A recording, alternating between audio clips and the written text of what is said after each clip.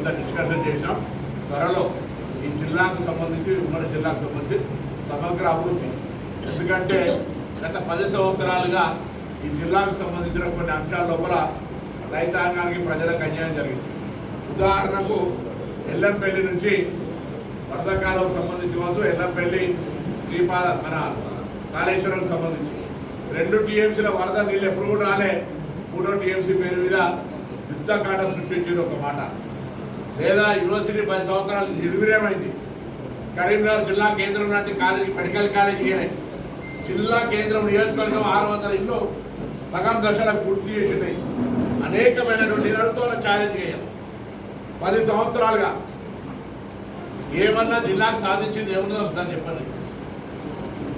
ఇలా మేము యూనివర్సిటీలా లేదా ప్రాజెక్ట్ ఇరిగేషన్ ప్రాజెక్టులన్నా లేదా ఇంకా ఇతరత్ర అన్ని రకాలుగా మేము పాజిటివ్గా అందరం కూడా కలిసి కార్యక్రమం తీసుకొని పోతాం. ఇలా ఒకటే జవాబు చెప్పాలి, 2 టీఎంసీలకే అతి లేదు గతి లేదు. 3వ టీఎంసీ పేరు మీద మీరు ఎందుకు ప్రణాళిక తయారు చేశారో ఈ జిల్లా రైతాంగానికి ప్రజల ముందు జవాబు చెప్పండి. ఎంత అధికార దుర్వినియోగం, ఎంత అవినీతి జరిగిందో ప్రజలకు చెప్పి వాళ్ళు ఎవరైనా మాటలు చదువుకుంటే ఇది ఒక ఇనాగ్రేటల్ ఇష్యూగా రేజ్ చేసి దాని మీద జవాబు తీసుకోమని కోరుతాను అందరూ. ఎక్కడ కానీ ఒక స్పెసిఫిక్గా సీఎం అసూరెన్స్ కింద విమర్శిస్తున్నారు. దాని బడ్జెట్ కేటాయించి దానికి నిధులకు సంబంధించి ఒక పరిపాలన విధానానికి సంబంధించిన ఇష్యూ. ఆ పనులకు సంబంధించి వాస్తవంగా కొన్ని నిధులు రావాలి. వాటికి సంబంధించి నిన్న కూడా మీటింగ్ అసెప్ట్ చేసినాం. కొన్ని ఆన్గోయింగ్ ఆగిపోయినాయి, కొన్ని నాట్ స్టార్టెడ్, పర్టికులర్లీ అర్బన్. వాటికి సంబంధించి మేము అందరం కూడా కన్సర్న్ ఉన్నాం. దాన్ని ఏ విధంగా పరిష్కారం చేసి ప్రజలకు ఉన్న అసౌకర్యాన్ని తొలగించాలో తొలగిస్తాం. గౌరవ ఆ రోజు శాసనసభ్యుడు మీటింగ్లో వంతెన తీగల వంతెన గురించి మాట్లాడు. మీరు క్వాలిటీ, పబ్లిక్ స్పందన దాని గురించి నేను ఎక్కువ మాట్లాడాను. మీరే చూసుకోవాలి. చెప్పులు జమ చేసి కృత్రిమ కొరత పెట్టి రైతులను ప్యానిక్ క్రియేట్ చేసి ఇలా ఎవరైనా అయ్యో దొరకదట అంటే 4 బస్తాలు ఎక్కువ కొంటారు. ఆ విధంగా సరుకులు అడ్వాన్స్గా కొనుగోలు చేసేటువంటి కొంత కన్ఫ్యూజన్ క్రియేట్ చేసి ఇలా రాక్షసానందం పొందుతున్న టీఆర్ఎస్ పార్టీ, భారతీయ జనతా పార్టీలను ఏమనాలని అడుగుతాను. రైతుల సాక్షిగా రైతుల సంక్షేమానికి తెలంగాణ ప్రజాపాలన ప్రభుత్వం 100% కట్టుబడి ఉంది. తెలంగాణ రైతాంగం తెలుసుకోవాల్సిన అంశం, ఎరువులు ఎప్పుడు కూడా రాష్ట్ర ప్రభుత్వాలకు సంబంధించిన అంశం కాదు. ఇది పూర్తిగా కేంద్ర ప్రభుత్వందే. చెప్పులు కృత్రిమంగా పెట్టి నమస్తే తెలంగాణ వార్త రాసి ఈ న్యూస్లో దాన్ని చూపించడం ద్వారా ప్రజల లోపల ఆందోళన కలిగింపజేసి ఒక కృత్రిమ కొరత ద్వారా ప్రజలను, రైతులను ఇబ్బంది పెడతా ఉన్నారు. ఇది ప్రజాస్వామ్యానికి మంచిది కాదు. ఈ రాక్షసానందం రైతాంగానికి ఇబ్బంది పెడుతుంది. అనుకోండి, చేతనైతే మేము అనేక సందర్భాలు చెప్పినాం. భారతీయ జనతా పార్టీ బడ్జెట్ నిధులు కేటాయించాడు. శాసనసభలో తీర్మానం చేసి చర్చ చేసి కేంద్రాన్ని డిమాండ్ చేసినాం. టీఆర్ఎస్ కలిసి వస్తలేదు. ఇవాళ కూడా తెలంగాణ పట్ల వివక్ష చూపెట్టి భారతీయ జనతా పార్టీ అనేకమైనటువంటి కంప్యూటర్లకు సంబంధించినటువంటి లేదా ప్రత్యేకించి నిధులకు సంబంధించి రైల్వే పరంగా కావచ్చు, ఇతరత్ర ఇన్ఫ్రాస్ట్రక్చర్ కావచ్చు, పక్కన ఆంధ్రప్రదేశ్ కూడా అధిక నిధులు ఇస్తే తెలంగాణ పట్ల అన్యాయం జరిగితే ఇక్కడటువంటి 2 మంత్రులు కానీ భారతీయ జనతా పార్టీ మౌనంగా ఉంటుంది. వారికి వత్తాసు పలుకుతున్నట్టుగా టీఆర్ఎస్ పార్టీ కూడా తానా తందాన అంటుంది తప్ప ఎక్కడ భారతీయ జనతా పార్టీ టార్గెట్ చేసే ప్రయత్నం చేస్తలేదు. ఈ అంశం పట్ల మా గౌరవ పార్లమెంటు సభ్యులు పార్లమెంటు సాక్షిగా ప్రభుత్వాన్ని మామూలుగా ఒత్తిడి పెంచడం లేదు. రాష్ట్ర ప్రభుత్వం నుంచి ముఖ్యమంత్రి గారు, మంత్రులు స్వయంగా సంబంధించిన కేంద్ర మంత్రులను అనేక సందర్భాల్లో కలిసినారు. ఇప్పటికైనా మానవత్వంతో తెలంగాణ రైతాంగానికి అవసరమైనంత ఎరువులు సరఫరా చేసే బాధ్యత కేంద్ర ప్రభుత్వంది. నేను స్థానిక పార్లమెంట్ సభ్యుడు గౌరవనీయులు మంత్రి బండి సంజయ్ గారిని కూడా కోరుతున్నా, మీరు ప్రాతినిధ్యం వహిస్తున్న జిల్లా నియోజకవర్గంలో కూడా రైతులు రోడ్డు మీద వచ్చి ధర్నాలు చేస్తూ ఉన్నారు. జవాబు మీరు చెప్పాల్సి వస్తుంది. బదనాం మేం కాదు, ఎరువుల బాధ్యత మీది. రాష్ట్రం నుంచి విద్యుత్ రాకపోయినా, రాష్ట్రం నుంచి ఇంకేదైనా విత్తనం రాకపోయినా, రాష్ట్రం నుంచి మా తరఫున ఏదైనా సమస్య ఏర్పడితే మేము బాధ్యత వహించడానికి సిద్ధంగా ఉన్నాం. ఎరువులకు సంబంధించి మీ బాధ్యత. నేనే రాజకీయం చేయడంలే, చొరవ తీసుకోమని చెప్తా ఉన్నాం. పార్లమెంట్ సభ్యుడిగా బాధ్యత వహించమని విజ్ఞప్తి చేస్తా ఉన్నాం. ఇక్కడ దేశమంతా ఎట్లున్నా ఢిల్లీకి రాజైన తల్లి కొడుకన్నట్టుగా నీ లోక్సభ నియోజకవర్గాన్ని ఉమ్మడి జిల్లాకు సంబంధించి తెలంగాణ రాష్ట్రం ఈ గడ్డ ఎక్కడ కూడా ఎరువుల కొరత లేకుండా చూసే బాధ్యత మీది అనే మాట సందర్భంగా విజ్ఞప్తి చేస్తా ఉన్నాం. ఈ జనహిత యాత్ర ప్రతి జిల్లాకు ఒక నియోజకవర్గానికి మొదటి దశలో జరుగుతున్న దృష్ట్యా ఇది ఉమ్మడి జిల్లా కార్యక్రమంగా తీసుకొని ప్రతి కార్యకర్త కూడా ఈ పాదయాత్రను విజయవంతం చేయాలని ప్రతి కాంగ్రెస్ శ్రేణులకు, పార్టీ అనుబంధ సంఘాల నాయకులకు, ప్రతి కాంగ్రెస్ అభిమానికి కాంగ్రెస్ పార్టీ పక్షాన విజ్ఞప్తి చేస్తూ ఉన్నాం. జనహిత పాదయాత్ర ద్వారా కాంగ్రెస్ పార్టీ గత 19 నెలలుగా చేస్తున్నటువంటి ప్రజాహిత కార్యక్రమాలను ప్రజలతో చర్చిస్తూ ఇంకా సూచనలు సలహాలు స్వీకరిస్తూ ప్రజల యొక్క సంతోషంలో భాగస్వామ్యమైతూ కష్టాల్లో కూడా తీర్చడానికి ప్రభుత్వంలో ఉన్నాం కాబట్టి ఆ జనం హితం కోరుకుంటూ ఒక వినూతనంగా అధికార పార్టీకి సంబంధించినప్పటికీ రాష్ట్ర కాంగ్రెస్ అధ్యక్షుడిగా పార్టీ పక్షాన వారికి అండగా ఏఐసిసి ఇన్ఛార్జ్ మీనాక్షి నటరాజన్ గారు, రాష్ట్ర ప్రభుత్వ ముఖ్యమంత్రి గారి పూర్తి సహాయ సహకారాలతో ఈ యాత్ర కొనసాగుతూ ఉంది. ఈ యాత్రకు సంబంధించి స్థానిక శాసనసభ్యుడిగా వేడిపల్లి సత్యం గారు పూర్తిగా సమన్వయం చేస్తూ ఉన్నాడు. స్థాయి సమన్వయకర్తగా మక్కల్ సింగ్ గారు కూడా ఈ కార్యక్రమాన్ని సమన్వయం చేస్తూ ఉన్నారు. జిల్లాకు సంబంధించిన మీ ముగ్గురు మంత్రులను కానీ, ప్రభుత్వ విప్పులు కానీ, శాసనసభ్యులు కానీ, పార్లమెంటుకి పోటీ చేసిన అభ్యర్థి కానీ, పార్లమెంటు సభ్యుడు కానీ, శాసనసభ పోటీ చేసిన అభ్యర్థులు కానీ, మిగతా నాయకులు, మార్కెట్ చైర్మన్లు, లైబ్రరీ చైర్మన్లు, సెక్యూరిటీ అభ్యర్థులు అందరూ కూడా ఈ కార్యక్రమాల్లో కూడా పాల్గొని జనహిత పాదయాత్ర పూర్తిగా విజయవంతం అయ్యే విధంగా భాగస్వామ్యం తీసుకోవాలని సందర్భంగా కోరుతా ఉన్నాను.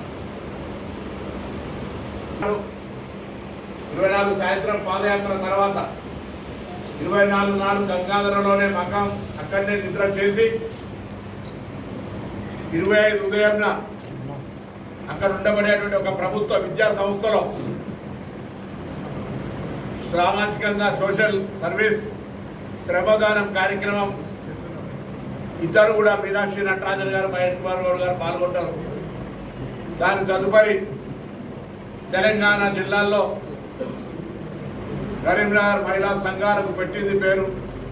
అటు పావలాలే వడ్డీ లేని రుణాలు కావచ్చు, ఆర్టీసీ బస్సులకు యజమానులు కావడం కావచ్చు, సోలార్ ప్లాంట్ల యజమానులు కావచ్చు, ఇందిరా క్యాంటీన్ల యజమానులు కావచ్చు, పెట్రోల్ బంకులు కావచ్చు, ఈ విధంగా మహిళల సాధికారికతకు ప్రభుత్వం తీసుకుంటున్న అంశాల పట్ల మహిళలతో కొంత ఇంటరాక్షన్ జరగడంతో పాటుగా తదుపరి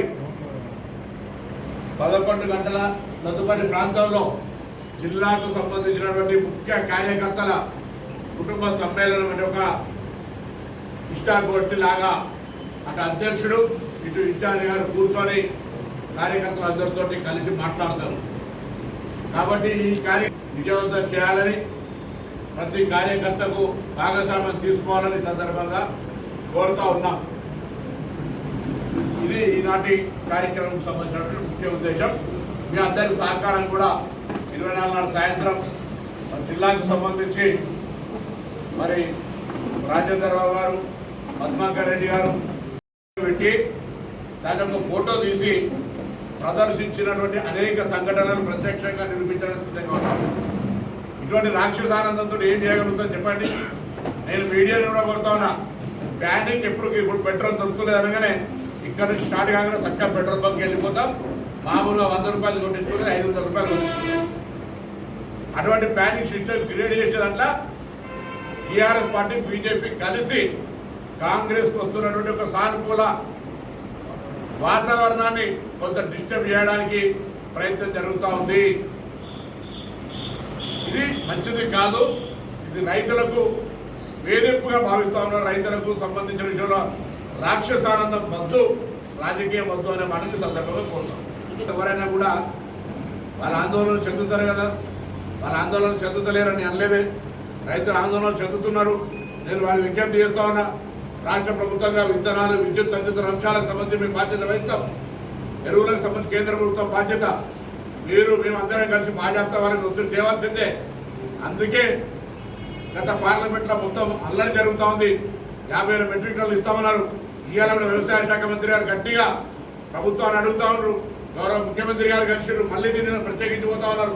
ఇవన్నీ జరుగుతుంటే కూడా ఇటువంటి టెంపరీ అబ్స్ట్రక్షన్ క్రియేట్ చేసి పబ్లిక్ ప్యానిక్ సిస్టమ్ క్రియేట్ చేసే విధానం వెళ్తే అది మంచిది కాదన్న. మాకు మా నేచురల్ డిమాండ్ ప్రతి సంవత్సరానికి వచ్చేటువంటి సంబంధించి జిల్లాలకు 60% మాత్రమే వచ్చింది ఇవాళ డేట్ వరకు. వరంగల్ లాంటి హన్మకొండ జిల్లాకు 40% వచ్చింది. సో దానికి సంబంధించి ఎగ్జాక్ట్ ఫిగర్ ఈ రోజే తుమ్మల నాగేశ్వరరావు గారు ప్రెస్ కాన్ఫరెన్స్ చేసినారు కన్సర్న్ మినిస్టర్గా. నా దగ్గర ఉన్నది డేటా కానీ కారణం తెప్పించడం పరిశ్రమ చెప్తా. మాకు 60% మాత్రమే వచ్చింది. మిగతా రాకపోవడం వల్ల ఇబ్బంది కలుగుతాం. 2 రోజులు వచ్చి కార్యక్రమము ఇతర ప్రాంతాలకు తెలిసే విధంగా సమన్వయం చేయాలని కూడా మీ అందరికీ విజ్ఞప్తి చేస్తాం.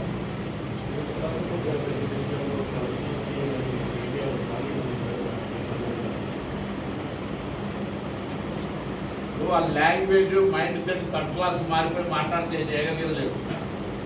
తెలంగాణ బిడ్డగా రాజ్యాంగంలో అపార అనుభవం ఉండి పేద గ్రామీణ కుటుంబం నుంచి రైతాంగ కుటుంబం నుంచి వచ్చిన వ్యక్తిగా హైదరాబాద్, ఆంధ్రప్రదేశ్ హైకోర్టు జడ్జిగా, ఇతర రాష్ట్రాల్లో జడ్జిగా, సుప్రీంకోర్టు జడ్జిగా కూడా పనిచేసినటువంటి వ్యక్తి. ఈరోజు రాజ్యాంగం పట్ల అవగాహన ఉంది. రాజ్యాంగం సంక్షోభంలో పడే పరిస్థితుల్లో ఒక న్యాయ కోవిదుడు రాజ్యసభలో కూర్చుంటే రాజ్యాంగం పరిరక్షింపబడుతుందనే ఆలోచనతోటి రాజ్యాంగం పరిరక్షింపబడుతుందని ఉపరాష్ట్రపతి అభ్యర్థిగా వారిని ఎంపిక చేయడం జరిగింది. ఇది కాంగ్రెస్ పార్టీ నిర్ణయం కాదు. ఇది మొత్తం ఇండియా అలయన్స్ సంబంధించినటువంటి నిర్ణయం. వీలైతే ఇప్పుడు గోడ మీద ఉన్న టీఆర్ఎస్ పార్టీ ఈ ఎన్నికల్లో ప్రజలకు వాస్తవాన్ని చూపెట్టే ప్రయత్నం చేయాలి. వాళ్ళు అట్లనే భారతీయ జనతా పార్టీ ఎప్పుడే పోతారా, లేదా తెలంగాణ బిడ్డగా, తెలుగు బిడ్డగా ఉపరాష్ట్రపతి ఉమ్మడి ఇండియన్ అలయన్స్ అభ్యర్థికి మద్దతు ఇస్తారా, వారి విజ్ఞత, వారి భవిష్యత్తు కార్యకర్త చెప్తుంది. లేదు మా underground understanding Bharatiya Janata party మాకున్న అవగాహన, మేము ఆ కేసుల నుంచి ఇట్లా రక్షింపబడాలంటే మేము ఇట్లా తిరుగుతూనే ఉండాలి, కాంగ్రెస్ పార్టీని మేము వాళ్ళతో కలిసి ఉండాలి రహస్యంగా, కాబట్టి మేము వాళ్ళకే ఓట్లు వేస్తాం అనేది ఇప్పుడు రేపు 9వ తారీఖు తెలిసిపోతుంది. నాకు ఇంకొకటి ఆశ్చర్యం అనిపించింది. యూరియా ఎవరిస్తే వాళ్ళకి ఓటేస్తారట. ఆయన 10 సంవత్సరాల మంత్రి. యూరియా తెలంగాణ ప్రభుత్వం నుంచి తయారు కాదు. యూరియా కేంద్ర ప్రభుత్వం ఆధీనంలో ఉన్నటువంటి మాట. ఇది ఉమ్మడి జాబితాలో ఉన్నటువంటిది కూడా కాదు, ఫెడరల్ సిస్టమ్లో. ఇది పూర్తిగా కేంద్ర రసాయనాల వ్యవహారాల శాఖ మంత్రి ఉంటాడు, రాష్ట్రాలలో ఉండరు. దీని పంపిణీ అంతా కూడా fertiliser government of India secretary online ద్వారా చేస్తూ ఉన్నాడు. ఈ సందర్భంలో తెలంగాణకు వివక్షపూరితంగా, ఉద్దేశపూర్వకంగా ప్రభుత్వాన్ని బదనాం చేయాలి. ప్రభుత్వం ఒకవైపు ఉచిత మహిళలకు బస్సు, 200 యూనిట్ల ఉచిత విద్యుత్తు, ఆరోగ్యశ్రీ 5 నుంచి 10 లక్షల రూపాయలు, 3,500 ఇందిరమ్మ ఇల్లు నియోజకవర్గానికి, రేషన్ కార్డులు, సన్న బియ్యం, 9 రోజుల్లోనే 9,000 రైతు భరోసా, 60,000 ఉద్యోగాలు, మెచ్చార్జీల పిల్లలకు పెంచడం, అనేకమైనటువంటి కార్యక్రమాలు ఇచ్చే సందర్భంలో వాళ్ళకు ఉనికి లేక రైతాంగాన్ని నమస్తే తెలంగాణ పేపర్ ఎజెండా పెట్టుకొని టీఆర్ఎస్ నాయకులు ఓట్లకు సంబంధించిన చూసుకోండి. ఎన్నికల కమిషన్ స్వయం ప్రతిపత్తి గల సంస్థ, కేంద్ర ఎన్నికల సంఘం కనుసంధానంలో పనిచేస్తుంది. ఆ కేంద్ర ఎన్నికల సంఘం వివక్షపూరితంగా ప్రజలంతా అనుకుంటా ఉన్నారు భారతీయ జనతా పార్టీ అనుబంధ సంఘంలాగా పనిచేస్తుందని. కాబట్టి ఎవరి ఓట్లు ఉన్నాయో లేదో, ఈ ప్రభుత్వం ఓటు చోరీ చేసిందో ఎవరికి వారు వెరిఫై చేసుకోమని కూడా కోరుతాం. మీది కూడా అసలైన తొలి వెలుగు Follow WhatsApp at Toli Velugu Official.